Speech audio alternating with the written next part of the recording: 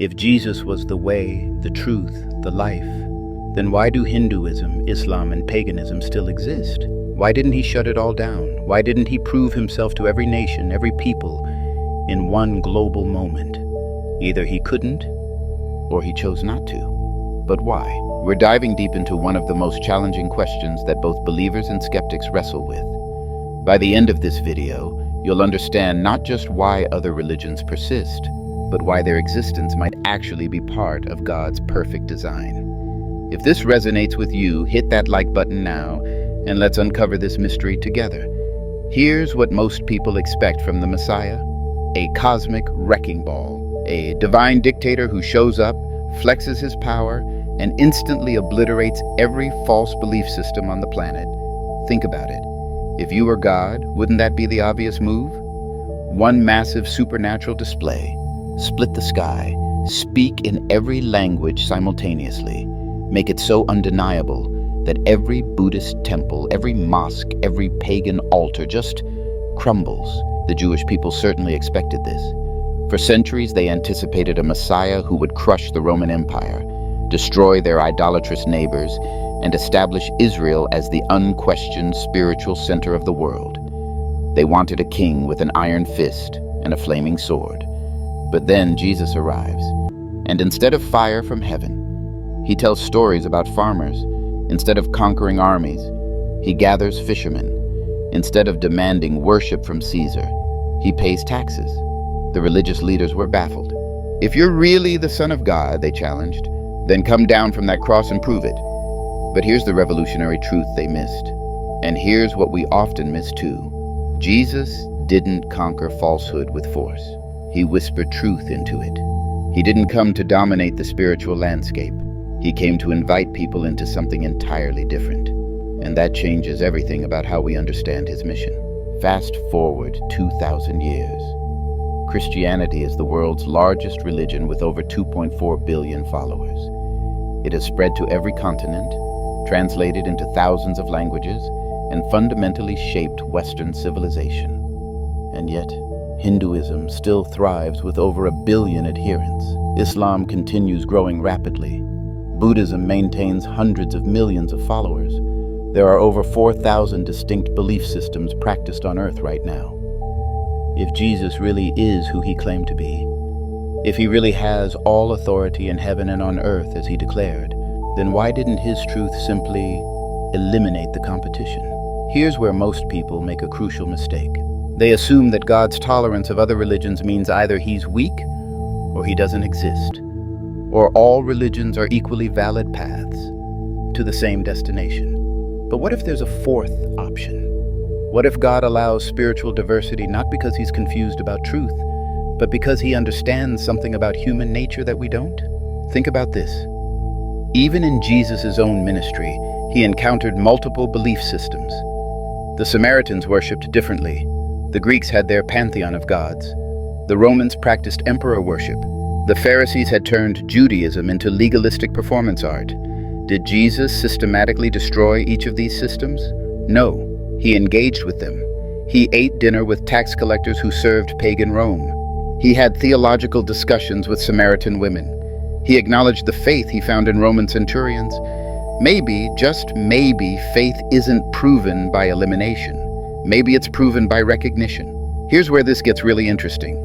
Even in the Bible itself, we see God allowing, even using, other religious systems as part of his larger plan. Remember Pharaoh's magicians?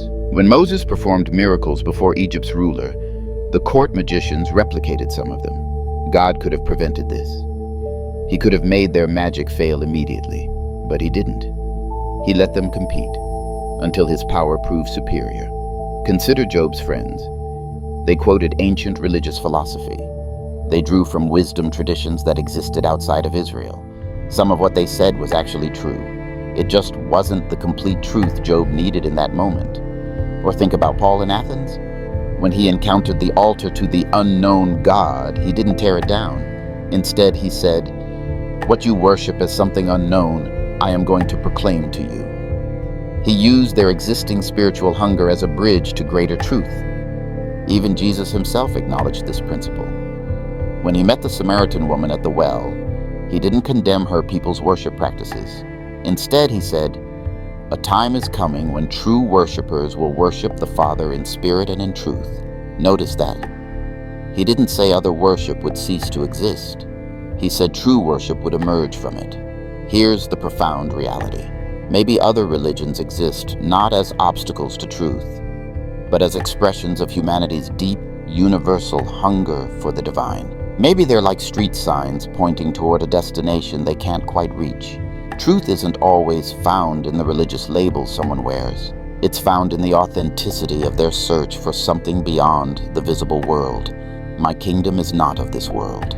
These 5 words from Jesus reveal his entire strategy. Every other would-be Messiah in history tried to establish earthly dominance. They built temples, raised armies, demanded political allegiance, created systems of control. They tried to eliminate competition through force. Jesus did the opposite. He planted something invisible in the human heart and let it compete in the open market of the soul. He compared his kingdom to yeast in dough, slow, invisible, but absolutely irreversible once it begins to work. Think about how revolutionary this approach was. The Roman Empire controlled through military might. The religious establishment controlled through ceremonial requirements and social pressure. Both systems said, "Submit or be destroyed." Jesus said, "Come and see." He didn't build monuments. He transformed people. He didn't write books. He lived truth so powerfully that others couldn't stop writing about him. He didn't create institutions. He created a movement so authentic that it survived every attempt to destroy it. And here's the beautiful irony. By refusing to destroy other spiritual paths, he made them irrelevant. Not through force, but through fulfillment. When someone encounters genuine relationship with Christ, they don't typically feel angry at their former beliefs. They feel grateful for the journey that led them there. The Buddhist finds that their search for enlightenment led them to the light of the world. The Muslim discovers that their submission to Allah was preparation for surrendering to Jesus. The secular humanist realizes their pursuit of meaning was always pointing toward the one who gives life meaning. He didn't destroy other paths. He made them stepping stones, one heart at a time. Here's the part that might challenge your thinking, but stay with me. What if God allows other religions to exist not despite his love for humanity, but because of it? Think about how contrast works in every area of life. You can't appreciate light without experiencing darkness. You can't understand health without knowing sickness. You can't value freedom without witnessing oppression. Maybe, just maybe, the existence of multiple spiritual paths serves to highlight what makes Christianity unique. When you see religion based on earning salvation through good works, it makes grace more precious. When you encounter systems that promise enlightenment through human effort, it makes the gift of divine transformation more remarkable. When you witness spiritualities that keep God distant and unknowable, it makes the intimacy of Abba Father more stunning. Some souls need structure before they can handle freedom. Others need mystery before they can embrace revelation. Some need to exhaust their own efforts before they can receive God's grace. Jesus told a parable about wheat and weeds growing together until harvest time. The servants wanted to tear up the weeds immediately, but the master said, "No, wait.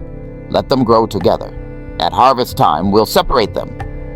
What if different spiritual paths are part of that same divine patience? What if God allows various expressions of human seeking because he knows that authentic faith, when it finally emerges, is worth the wait? This doesn't mean all religions are equally true. It means God is more patient with human searching than we are. It means he's secure enough in his truth that he doesn't need to silence every competing voice. Here's the mind-blowing reality. Jesus could have torn down every altar, silenced every prophet, exposed every false god with a single word.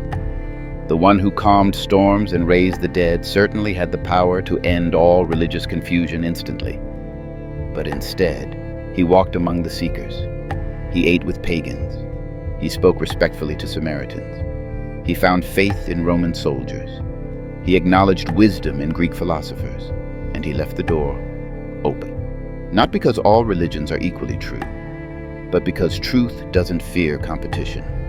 Real truth doesn't need to shout down every other voice to be heard. It doesn't need to eliminate every alternative to prove its validity. Real truth is so compelling, so beautiful, so life-changing, that it attracts people naturally. Like a lighthouse doesn't fight with the darkness, it simply shines. And ships find their way home. Jesus didn't come as a religious dictator. He came as a lighthouse, bright enough to be seen from any spiritual starting point, steady enough to guide anyone who genuinely wants to find safe harbor. The most followed man in history never raised a sword, never built an empire, never forced anyone to believe. He simply lived truth so perfectly that 2 billion people across 2 millennia have found in him what every human heart is ultimately seeking. So maybe the question isn't, why didn't Jesus erase all other religions? Maybe the real question is, why did he choose to whisper instead of shout? Why is he still drawing people from every nation, every background, every spiritual tradition, without ever using force? Maybe it's because the kind of love he offers can't be coerced. It can only be chosen. And maybe, just maybe, your own spiritual journey, wherever it started, has been leading you toward this moment of choice all along. What do you think? Have you experienced God using your own spiritual searching, even through other paths, to eventually lead you to something deeper? Share your story in the comments below. I read every single one.